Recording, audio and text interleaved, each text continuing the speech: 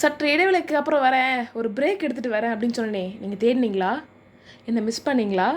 வானம் வாழம் சேனலில் வந்து பவித்ரா எதனா புது எபிசோட் போட்டிருக்காங்களா அப்படின்னு செக் பண்ணிங்களா? அப்படி தேடினவங்களுக்கும் தேடாதவங்களுக்கும் என்னை மிஸ் பண்ணவங்களுக்கும் மிஸ் பண்ணாதவங்களுக்கும் எல்லாரும் சேர்த்து வணக்கம், வந்தாச்சுங்க பவர் பேக்டு பாட்காஸ்டர் பவித்ரா. இந்த ஒரு குட்டி ரெஸ்ட் எடுத்ததுக்கப்புறமா இப்போ ரொம்ப எனர்ஜெட்டிக்காக நிறைய புரிதல்களோடு வந்திருக்கேன். ஸோ இந்த தமிழ் நியூ இயருக்கு உங்கள் எல்லாருக்கும் ஃபஸ்ட்டு இனிய தமிழ் புத்தாண்டு நல்வாழ்த்துக்கள். ஸோ இந்த எபிசோட் எதை பற்றி இருக்க போது அப்படின்னா நம்ம எப்படி பார்த்துக்கிறது அப்படிங்கிறத பற்றி இருக்க போது. இந்த எபிசோட் வந்து சஜஸ்ட் பண்ணது யார் அப்படின்னா அஸ்வின் அப்படிங்கிற ஒரு சைக்காலஜிஸ்டாகவும் ஒரு இன்ஸ்டாகிராம் இன்ஃப்ளூயன்சராகவும் இருக்கவர். ஸோ இவர் வந்து சொன்னார் செல்ஃப் கேர் பற்றி போடுங்க அப்படின்னு சொல்லி, சரி ஓகே நம்ம போடலாம் அப்படின்னு சொல்லி தமிழ் நியூ இயர் அப்போ தான் போடலாம் அப்படின்னு சொல்லிட்டு முடிவு பண்ணி இந்த விஷயம் நான் சொல்ல போகிறேன். ஸோ இந்த செல்ஃப் கேர் டிப்ஸ் அப்படிங்கிறது வந்து என்ன நான் பார்த்துக்கிறதுக்கு சில விஷயங்களை நான் கற்றுக்கிட்டு அதை நான் வந்து ஃபாலோ பண்ணிகிட்டு இருந்தேன். ஸோ இந்த டிப்ஸை ஃபாலோ பண்ணதுனால எனக்கு நிறைய சேஞ்சஸ் நடந்துச்சு. எனக்கு வந்து டக்குன்னு ஒரு பர்சன். ஸோ இதை ஃபாலோ பண்ணதுக்கப்புறமா எனக்கு ஓரளவுக்கு காமாக ஓரளவுக்கு ஈஸியாக சுச்சுவேஷன்ஸ் ஹேண்டில் பண்ணுற மாதிரி இருந்துச்சு. ஸோ அதனால் இந்த விஷயத்தை நான் உங்களுக்கு சொல்ல போகிறேன். ஸோ வந்து நீங்கள் ஜான்வரி 1 இதெல்லாம் நியூ இயர் ரெசல்யூஷன் வச்சு அதை நீங்கள் ஃபாலோ பண்ணியிருந்தாலும் சரி, ஃபாலோ பண்ணலாம் சரி, இந்த விஷயங்களை இந்த தமிழ் புத்தாண்டுலேருந்து ஸ்டார்ட் பண்ண ட்ரை பண்ணுங்கள். இது வந்து ரொம்ப ஈஸியாக தான், ரொம்ப சிம்பிளாக தான் இருக்கும். நம்மளோட மென்டல் ஹெல்த்தை பார்த்துக்கிறதுக்கு இன்னும் கொஞ்சம் ஈஸியாக ஜாலியாக ஜம்முன்னு ஹாப்பியாக வாழ்கிறதுக்காக சில பல டிப்ஸ் உங்களுக்காக. ஸோ முதல் டிப் என்ன அப்படி பார்த்தீங்கன்னா, இந்த அழகு, சக்ஸஸ், வெற்றி, தோல்வி எல்லாமே ஒருத்தருக்கும் ஒரு டெஃபினேஷன் இருக்குது. ஸோ இப்போ வந்து ஒருத்தர் நீ உங்களை பார்த்து அழகாக இல்லை நீ கேவலமாக இருக்க, நீ வந்து வாழ்க்கையில் ஒன்றுத்துக்கு லேக்கி இல்லை அப்படின்னு சொல்கிறாங்கன்னா, அது வந்து நம்மளை அஃபெக்ட் பண்ணாதா அப்படிங்கிறது அவங்க வார்த்தைகள் இல்லை. பெரும்பாலும் நம்ம எப்படி அதை அலோவ் பண்ணுறோம் அப்படிங்கிறத பொறுத்து தான் இருக்குது. ஃபார் எக்ஸாம்பிள் இப்போ வந்து நான் வந்து ஒரு வெள்ளையாக இருக்க நபர் தான் அழகான நபர் அப்படின்னு நினச்சிருந்தேன்னா, இப்போ நான் ஒரு கருப்பு நேரத்தில் ஒரு நபரை பார்த்தேன்னா நீ அழகா இல்லை அப்படின்னு தான் சொல்வேன். அதுக்கு அந்த கருப்பு நபர் வந்து ஐயோ நம்ம அசிங்கமாக இருக்கோமா அப்படின்னு சொல்லி அதை ரொம்ப டீப்பாக எடுத்துக்கிட்டால் அது இன்னும் கஷ்டமாக தான் கொடுக்கும். அதுக்கு இல்லாமல் அவங்க தன்னோட கலரை அக்செப்ட் பண்ணிவிட்டு தான் அழகுன்னு நினைக்கிற ஒரு பர்சன் கிட்டே போயிட்டு நான் வந்து நீங்கள் அழகே இல்லை அப்படின்னு சொன்னால் அந்த பர்சனுக்கு உன் கண்ணுக்கு நான் அழகாக தெரிஞ்சேன்னா தெரியல, எனக்கு என்ன வந்தது, அது உன் பர்ஸ்பெக்டிவ் அப்படிங்கிற மாதிரி ஈஸியாக எடுத்துகிட்டு போக முடியும். ஸோ அதனால் உங்களுக்கு நீங்கள் அழகு என்னங்கிறத ஃபஸ்ட்டு அக்செப்ட் பண்ணிக்க, ஃபஸ்ட்டு என்ன அப்படிங்கிறத லேர்ன் பண்ணிக்க ட்ரை பண்ணுங்கள். இது வரைக்கும் தெரியலாம் கூட பரவாயில்ல. எனக்கு அழகுனா என்ன, எனக்கு சக்ஸஸ்னா என்ன, எனக்கு சந்தோஷம்னா என்ன, எனக்கு தப்புனா இது சரினா இது அப்படிங்கிறத ஃபஸ்ட்டு ஐடென்டிஃபை பண்ணுங்கள். அந்த விஷயங்களுக்குள்ளே நீங்கள் இருக்கீங்களா அப்படிங்கிறத பாருங்கள். அதுக்குள்ளே நீங்கள் இருக்கணுமா அப்படிங்கிறத ஃபஸ்ட்டு உங்களுக்குள்ளே நீங்கள் கேட்டுக்கோங்க.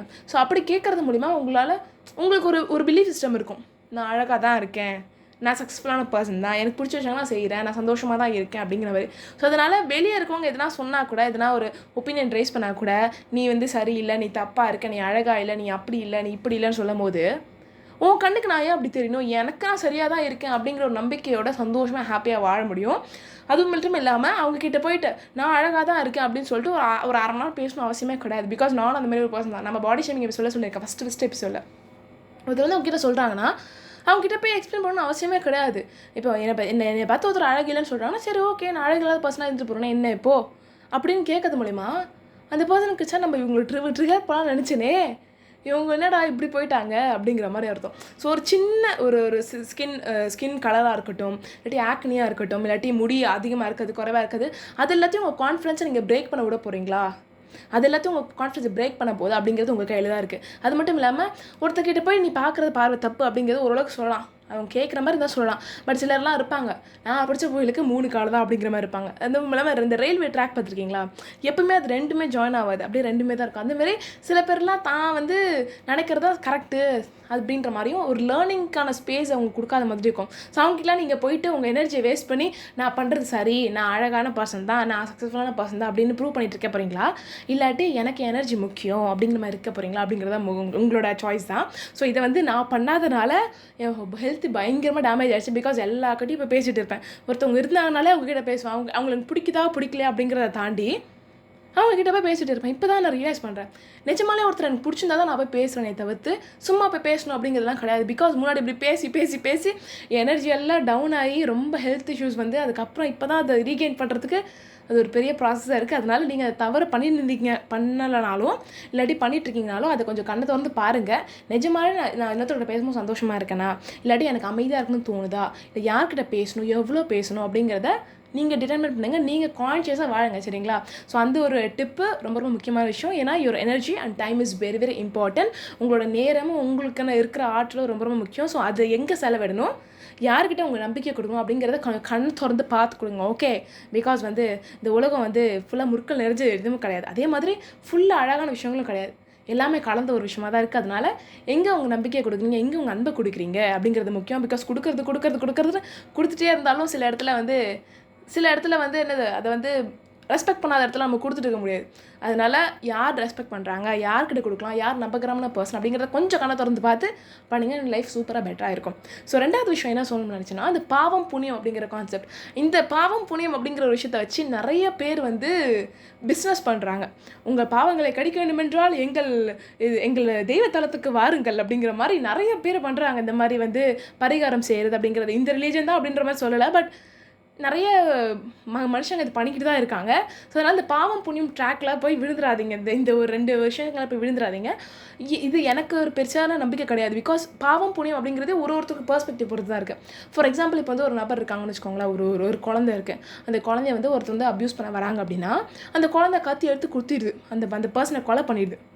அப்போது ஒரு வகையான மக்கள் இருப்பாங்க, அது எப்படி அந்த குழந்தை வந்து அந்த நபரை கொலை பண்ணலாம், அந்த குழந்தை ட்ரெஸ்ஸு சரியில்லாமல் இருந்திருக்கும், அந்த குழந்தை ஏன் தனியாக இருக்குது, அந்த குழந்தையோட பேரண்ட்ஸ் யார் இருக்காங்க, நம்ம யார் உருவாக்குறது, நம்மளை உருவாக்குறது மேலே இருக்கிற ஒரு சக்தி, நம்மளை உருவாக்குற சக்தி தான் நம்மளை வந்து இது டெஸ்ட்ராய் பண்ணணும். அது எப்படி நம்ம மனுஷனை இன்னொரு மனுஷனை கொலை பண்ண முடியும், அதெல்லாம் தப்புங்க அப்படிங்கிற மாதிரி, அது வந்து பாவம் அப்படிங்கிற மாதிரி சொல்லுவாங்க. அதே இன்னொரு வகையான மக்கள் இருப்பாங்க, அந்த குழந்தை பண்ணது கரெக்டு தான், அது எப்படி ஒருத்தர் போய் இன்னொருத்தர் அப்யூஸ் பண்ணலாம், இந்த நபரால் இன்னும் 10 குழந்தைங்க அப்யூஸ் பண்ணுவாங்க அப்படிங்கிற மாதிரி இருந்துச்சுன்னா அந்த குழந்தை சாவடிச்சிச்சுல, அப்போ அந்த 10 குழந்தைய சேவ் பண்ண மாதிரி தானே, அப்போ அந்த குழந்தை பண்ணது சரிதான், அந்த குழந்தை பண்ணது புண்ணியம் தான் அப்படிங்கிற மாதிரி இன்னொரு வகையான மக்கள் இருப்பாங்க. ஸோ 3வது வகையான மக்கள் இருப்பாங்க. இந்த வகையான மக்கள் இருப்பாங்க அப்படின்னா, அந்த குழந்தை நிஜமாவே குத்துச்சா அப்படிங்கிறது தெரியாது, அந்த நபரே மேபி அவங்களே குத்திருக்கலாம், இல்லைனா வந்து அந்த குழந்தை மேபி சாக்லேட் தரல அப்படிங்கிற கோவத்தில் கூட அந்த கத்தியது கொடுத்துருக்கலாம், மேபி அந்த நபர் வந்து அப்யூஸ் பண்ண வராமலே இருந்திருக்கலாம், மேபி வேற யாராவது கொலை பண்ணிவிட்டு அந்த குழந்தையோட கைரேகை வச்சுருக்கலாம், இல்லை எது வேணாலும் நடந்திருக்கலாம். நான் அந்த இன்சிடென்ட் நான் பார்க்கல, அதனால இது பாவம் புண்ணியம் அப்படிங்கிற மாதிரி எனக்கு தெரியல அப்படிங்கிற மாதிரி இருக்கலாம். ஸோ இந்த 3 கேட்டகரியில் ஏதோ ஒரு கேட்டகரியில் நம்ம இருப்போம் இல்லைங்களா. நிச்சயமாக நம்ம இது 3 கேட்டகரியில் ஏதோ ஒரு கேட்டகரியில் தான் இருப்போம். இப்போ அந்த புள்ள பண்ணது பாவமா இல்லை புண்ணியமா, நிஜமான இந்த பொண்ணை பண்ணிச்சா இல்லையா அப்படிங்கிறதுலாம் நமக்கு தெரியாது. பட் அந்த ஒரு ஸ்டேட்மெண்ட் வருது பார்த்தீங்களா, ஜட்ஜ்மெண்ட்டு. ஸோ அப்போ பாவம் புண்ணியம் அப்படிங்கிறதுலாம் வந்து ஒரு என்ன பெர்ஸ்பெக்டிவ் தான். அதனால் இந்த ட்ராப்குள்ளே போய் விழுந்துடாதீங்க. என்னை பொறுத்த வரைக்கும் அப்போ வந்து இப்போ சரி தப்பு அப்படிங்கிறதே என்னை பொறுத்த வரைக்கும் ஒரு பர்செப்ஷன் தான். ஒருத்தருக்கு இப்போ ஒரு வில்லேஜில் இருக்க பசங்க ஒரு பொண்ணு வந்து ஜீன்ஸ் பேண்ட் போடுறது தப்பு அப்படிங்கிற மாதிரி படலாம். அதே ஒரு சிட்டியில் வர அந்த ஒரு பையன் ஒரு பொண்ணு ஜீன்ஸ் போடுறது இது நார்மலான விஷயம் தானே, இதுனா இருக்குது அப்படிங்கிற மாதிரி இருக்கலாம். ஸோ வந்து சரி தப்பு அப்படிங்கிறது ஒரு வகையான பெர்ஸ்பெக்டிவ். அந்த பாவம் புண்ணியம் அப்படிங்கிறது பெர்ஸ்பெக்டிவ் முன்னாடி சொன்ன மாதிரி தான். இந்த அழகு, இந்த நம்பிக்கை, இந்த பெரிய விஷயம், சின்ன விஷயம், குண்டா இருக்கிற உள்ளே இருக்க எல்லாமே ஒரு வகையான பெர்ஸ்பெக்டிவ்ஸ் தான். ஸோ அதனால் வந்து முடிஞ்ச அளவுக்கு இந்த பெர்ஸ்பெக்டிவ்ஸ்க்குள்ளே போய் மாட்டிக்கிட்டு ஏதோ ஒருத்தர் சொன்ன ஒரு பெர்ஸ்பெக்டிவ்க்குள்ள நம்ம போய் வாழணும் அப்படிங்கிற மாதிரி முடிவு பண்ணாமல் உங்களுக்கு சரின்னு படுத்துனா செய்யுங்க. அதுக்கு நீங்கள் போய் இன்னொருத்தர் கொலை பண்ணுறது சரி அப்படிங்கிற மாதிரி நான் சொல்லலை.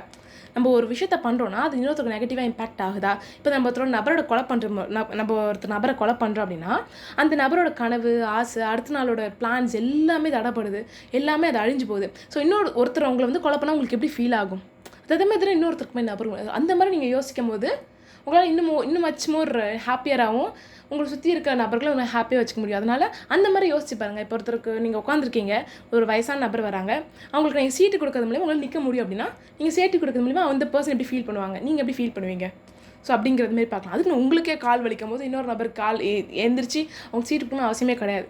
ஸோ அது வந்து நீங்கள் சரி தப்புன்னு பார்த்தீங்கன்னா அது வேறு மாதிரி போகும். பட் இந்த இடத்துல வந்து நம்ம ப்ரையாரிட்டைஸ் பண்ணுறோம் அப்படின்னு பார்த்தீங்கன்னா அது இன்னும் பெட்டராக இருக்கும். பிகாஸ் நானே யோசிச்சிருக்கேன், இப்போ நம்மளுக்கு கால் வலிக்குது, இப்போ இன்னொரு நபர் நிற்கிறாங்க, அவங்களுக்கு நம்ம சீட்டு கொடுக்கணுமா இல்லை நம்ம இங்கே உட்காந்துருக்கணுமா அப்படின்னு யோசிக்கும் போது இல்லை நம்மளுக்கு கால் வலிக்குது, நம்ம உட்காரலாமே, தப்பு இல்லையே, நம்மளுக்கு இப்போ தேவை இல்லையா, நம்ம தான் நம்மளுக்கு ஃபஸ்ட்டு அப்படிங்கிற மாதிரி யோசித்து நானே அப்படியே இந்த சீட்டில் அழகாக உட்காந்துட்டேன். ஸோ அந்த மாதிரி ஃபஸ்ட்டு உங்களுக்கு என்ன தோணுது அப்படிங்கிற மாதிரி யோசிங்க. அதுக்கான நீங்கள் போய் உங்கள் இஷ்டப்படி எல்லாமே பண்ண முடியுமா அப்படி கிடையாது. மற்றவங்களை நெகட்டிவாக இம்பேக்ட் பண்ணாத விதமாக உங்களால் எப்படி இருக்க முடியுமோ அப்படி வாழ முயற்சி பண்ணுங்க. ஓகேங்களா? ஸோ வந்து இந்த விஷயம் இன்னொரு விஷயம் கூட இருக்கும். நம்ம லைஃப்பில் போயிட்டே இருக்கும்போது திடீர்னு ஃப்யூச்சரை நினச்சி ஒரு பயம் வரும். நம்மளுக்கு வேலை கிடைக்குமா, நம்மளுக்கு வந்து அடுத்து கல்யாணம் பண்ணுறதுக்கு ஒரு பர்சன் கிடைப்பாங்களா அப்படிங்கிற மாதிரி நிறைய விஷயங்கள், பயங்கள் ஃப்யூச்சரை பற்றி தான் பெரும்பாலும் வரும். இப்போ இருக்கிற மொமெண்ட்டை விட்டுட்டு நம்ம பெரும்பாலும் ஃப்யூச்சரை நோக்கி தான் வரும். ஸோ அப்படிப்பட்ட நபர்களுக்கு இப்போ ரீசெண்டாக நான் ஒரு விஷயம் படிச்சிருந்தேன். ஸோ அதுதான் நான் சொல்ல வரேன். என்ன அப்படின்னா வந்து ஒரு புக்கில் படிச்சிருந்தேன். அந்த புக்கை பற்றி நான் ஃப்யூச்சரில் சொல்கிறேன், ஒரு எபிசோடாக போடுறேன். அந்த புக்கில் என்ன சொல்கிறாங்க அப்படின்னா வந்து ஒரு இருட்டில் ஒரு காரை நீங்கள் போகிறீங்கன்னா ஒரு 200 மீட்டரோ இல்லை ஒரு 100 மீட்டரோ ஒரு சர்டன் மீட்டருக்கு தான் வந்து லைட் அடிக்கும். இந்த லைட் வச்சு தான் நீங்கள் ட்ராவல் பண்ணுவீங்க. அப்போ வந்து நீங்கள் ஒட்டுமொத்த பார்த்து உங்களுக்கு தெரியாது, ஆனால் நீங்கள் ட்ராவல் பண்ணிகிட்டே இருக்கீங்களா இல்லைங்களா? ஸோ அதே மாதிரி உங்கள் வாழ்க்கையில் கொஞ்சம் டைமுக்கு நீங்கள் என்ன பண்ண போகிறீங்க அப்படிங்கிறது தெரிஞ்சால் போதும். ஒட்டுமொத்த லைஃப்பும் தெரியணும் அவசியமே கிடையாது. ஒரு பில்டிங் இருக்குது அப்படின்னா அதில் 2 ஸ்டெப் தெரிஞ்சால் போதும். ஒட்டுமொத்த ஸ்டேர்கேஸும் தெரியணும் அவசியம் கிடையாது. ஒட்டுமொத்த படிக்கட்டும் என்னென்ன இருக்குது அப்படிங்கிறது தெரியும் அவசியம் கிடையாது. அதனால் உங்கள் கண்ணுக்கு என்ன தெரியுதோ அதை வச்சு நீங்கள் வழிகாட்டுதல் வச்சு போங்க. மற்றதெல்லாம் மேலே இருக்கிற சக்தி பார்த்துக்கும், மற்றெல்லாம் மேலே இருக்கிற சக்தி பார்த்துக்கும் அப்படிங்கிற மாதிரி கொஞ்சம் போங்க அப்படிங்கிற மாதிரி சொல்கிறாங்க. ஸோ அந்த மேலே இருக்கிற சக்தி இங்கே கடவுள்னு சொல்லலாம், இல்லாட்டி யூனிவர்ஸ்ன்னு சொல்லலாம், அல்லா, ஜீசஸ், ராமர், கிருஷ்ணர், முருகர், சிவன் எதை வேணால் சொல்லலாம். ஸோ அந்த மாதிரி எதனா ஒரு சக்தியை நீங்கள் வச்சுக்கோங்க. அது எந்த சக்தியாக இருந்தாலும் சரி, அந்த சக்தி மேலே ஓரளவுக்கு விட்டுருங்க. ஓகே, இது வரைக்கும் நீங்கள் லைஃப்பை திரும்பி பார்த்தீங்கன்னா நிறைய ட்விஸ்ட் அண்ட் டர்ன்ஸ் வந்திருக்கும். பட் எல்லா விஷயங்களும் ஏதோ ஒரு காரணத்துக்காக நடந்திருக்கும் இல்லைங்களா? அது அதேமாரி இப்போ நீங்கள் தனிமையில் இருக்கீங்களோ, இல்லை இப்போ ஏதாவது லோவான ஃபீலிங்கில் இருக்கீங்களோ, இல்லாட்டி ஒரு லைஃப்பில் எதனா ஒரு லோ ஸ்டேஜ் வருதோ, இது எதுக்காக வருது என் வாழ்க்கையில், எல்லாமே ஒரு காரணத்துக்காக நடக்குது. ஸோ இதனால் எதுக்காக வருது, இதுலேருந்து நான் என்ன கற்றுக்கணும் அப்படிங்கிற மாதிரி பார்த்துட்டு போங்க. அதை தாண்டி எனக்கு மட்டும் இந்த பிரச்சனை வருதா, எனக்கு மட்டும் ஏன் தான் இந்த பிரச்சனை வருது அப்படிங்கிற மாதிரி ரொம்ப நீங்கள் பண்ணிகிட்டே இருந்தீங்கன்னா அதே விஷயத்தை திருப்பி அட்ராக்ட் பண்ணுவீங்க. ஸோ அதனால் என்ன லேர்னிங் இருக்குது அப்படிங்கிற மாதிரி பார்த்துட்டு போனீங்கன்னா உங்களால் இன்னும் மைண்டை கொஞ்சம் ஈஸியாக ஹாப்பியாக உங்கள் மென்டல் ஹெல்த்தை ஜாக்கிரதையாக ஹாப்பியாக பார்த்துக்க முடியும். ஸோ அந்த ஒரு நோட்டோட இந்த எபிசோடோட நிறைவுக்கு நம்ம வந்துட்டோம். அண்ட் இன்னொரு முக்கியமான விஷயம், இப்போ சோஷியல் மீடியாலேயும் நிறைய அந்த யூடியூப்லேயும், இன்ஸ்டாகிராமு, ஃபேஸ்புக் எல்லா பிளாட்ஃபார்ம்ஸ்லையும் நிறைய வகையான கண்டென்ட் வருது. மேனிஃபெஸ்டேஷன் பற்றி கண்டென்ட் வருது, விசுவலைசேஷன் பற்றி கண்டென்ட் வருது, இன்னர் சைல்ட் ஹீலிங்கு, அது இது நிறைய இன்ஃபர்மேஷன் வருது. ஸோ அதனால் ரொம்ப உங்கள் மைண்டை போட்டு எல்லாத்தையும் போட்டு திணிச்சிட்டே இருக்காதீங்க.